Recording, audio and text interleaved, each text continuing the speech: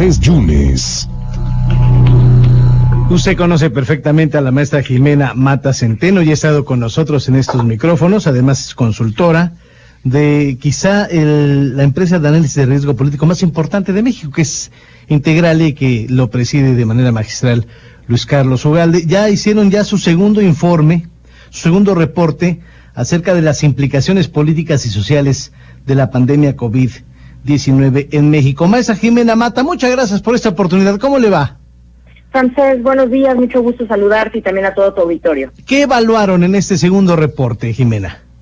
Ramsés, en este segundo reporte que hacemos un balance de las acciones de gobierno a poco más de 3 meses de la llegada de la crisis, lo que vemos es que la respuesta del gobierno federal ha sido tardía, errática y contradictoria en varios frentes. Por poner nada más algunos ejemplos, el gobierno federal ha fallado en sus estimaciones tanto del pico de la pandemia, que había estimado originalmente para principios de mayo, y vemos que todavía no hemos alcanzado ese pico estando ya a mediados de junio. Ha fallado también en la estimación de fallecimientos, que estaban calculados originalmente entre 6 y 8 mil, y la última cifra que dio el subsecretario López-Gatell fue que podría alcanzar hasta los 35,000 fallecimientos. O hasta los 60,000, maestra, incluso hasta otros expertos hasta 130,000 en septiembre, pero sí, se rebasó la cifra, ¿no? Así es, eso es lo otro que quería comentarte, Ramsés. Estas son las cifras del gobierno. Sin embargo, organizaciones nacionales e internacionales han estimado que esa cifra puede ser mucho mayor hacia octubre, hacia septiembre y octubre. Y lo otro que vemos es que la comunicación del gobierno pues ha sido disonante, ¿no? Por un lado, el subsecretario López-Gatell insiste en que la gente debe quedarse en casa, y por otro lado el presidente no solo reinicia sus giras, sino que incita ya a la población a salir de sus casas y a retomar ciertas actividades. Esto puede generar confusión en la población, pero también puede complicar a los gobiernos estatales la reapertura de ciertas actividades cuando estaba pensada para hacerse de forma gradual. Pero si la gente de pronto hace caso de las recomendaciones del presidente, pues esa gente que sale a las calles puede ser mucho mayor. Lo que vemos también es, que no ha habido coordinación entre los gobiernos estatales y el federal. El gobierno federal no ha sido claro en sus estrategias para mitigar los efectos de la crisis.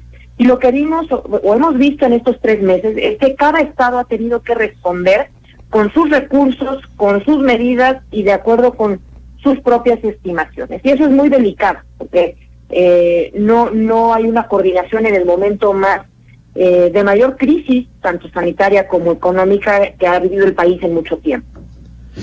¿Cuál va a ser el impacto económico en esta crisis, maestra? Bueno, en este reporte lo que pronosticamos como impacto económico es que para 2021 las finanzas públicas serán mucho más frágiles. ¿Por qué? Porque en 2020 el gobierno ya ha echado mano de la mayor parte de los fondos y de medidas extraordinarias para mitigar los efectos durante este año. Sin embargo, el año que entra ya no habrá esos recursos extraordinarios, esos fondos de estabilización, porque ya se los gastó el gobierno. Ya no los habrá para poder hacer frente a la política social expansiva del gobierno, que ha decidido incrementar los programas sociales. Ya no va a alcanzar el dinero. Y tampoco para los grandes proyectos de infraestructura que están apenas iniciando, como fue el caso del Tren Maya, que se dio el banderazo hace pocas semanas.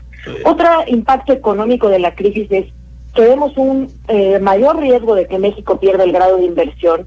Y vemos también que habrá este año y el próximo menor inversión privada. Y finalmente, como impacto económico, vemos que se confirmará que la estrategia de hacer de Pemex la palanca del desarrollo ha fracasado. El gobierno insiste en inyectar mayores recursos a esta empresa paraestatal y vemos que el escenario internacional es adverso y difícilmente podrá Pemex ser esa palanca del desarrollo que el presidente vislumbró desde el inicio de su gobierno. Oye, maestra, ¿y cuál podría ser el impacto social y sobre todo qué se espera a corto y a largo y a mediano plazo en la cuestión política? Por supuesto que sí. En cuanto a las implicaciones sociales, lo que vemos es que un importante número de mexicanos pasará a estar ahora en pobreza extrema. Las estimaciones más optimistas dicen que este número será de 6 millones de personas, pero las más pesimistas lo elevan hasta 18 millones de personas. Esta cifra, sin duda, podrá incitar a más protestas y saqueos que se han visto ya a lo largo de estos 3 meses, tanto en tiendas y comercios, como también protestas del sector salud, de médicos que piden contar con las herramientas necesarias para hacer su trabajo, y también de gente que ha perdido su empleo y que no cuenta con un apoyo que les ayude más allá de un programa social. Y lo que vemos también, que es un impacto social de esta crisis, es que algunos grupos delincuenciales, sobre todo el crimen organizado, saldrán fortalecidos de esta crisis. ¿Por qué?